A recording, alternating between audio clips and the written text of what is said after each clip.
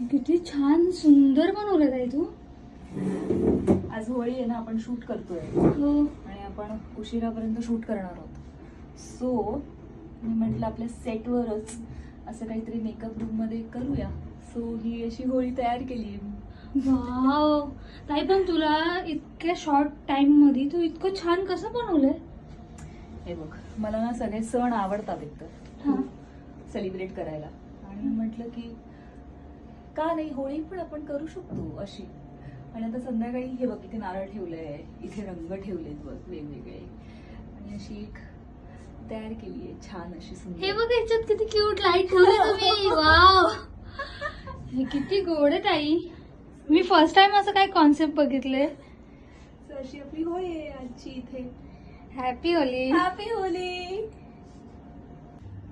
Happy Holy.